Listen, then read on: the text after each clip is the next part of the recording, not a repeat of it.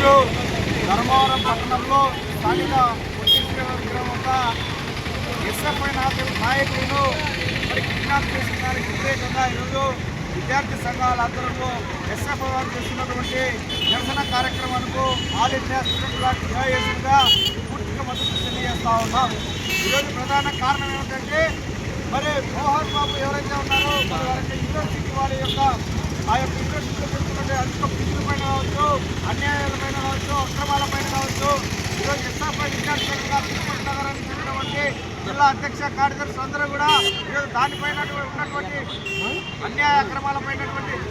Question చేయడానికి collector గారి దగ్గరికి వెళ్తే ఈరోజు అరాచకుడైనటువంటి అక్రమాలకు పాల్పడుతున్నటువంటి మోహన్ బాబు యూనివర్సిటీ యాజమాన్యం వారు విద్యార్థి సంఘాల నాయకులను అనగదొక్కాలన్న ఉద్దేశంతో వారు చేస్తున్నటువంటి అన్యాయ అక్రమాలను అడ్డుపడుతున్నారన్న నెపంతో ఈరోజు ఒక కిరాతకమైన ఆలోచన తీసుకొని విద్యార్థి సంఘాల నాయకులను మరి కిడ్నాప్ చేయడం ఎంతవరకు సమంజసమని కూడా ఈరోజు విద్యార్థి సంఘాలుగా మేము హెచ్చరిస్తా ఉన్నాం. అంతేకాకుండా ఈరోజు నువ్వు గూండాల పాలన,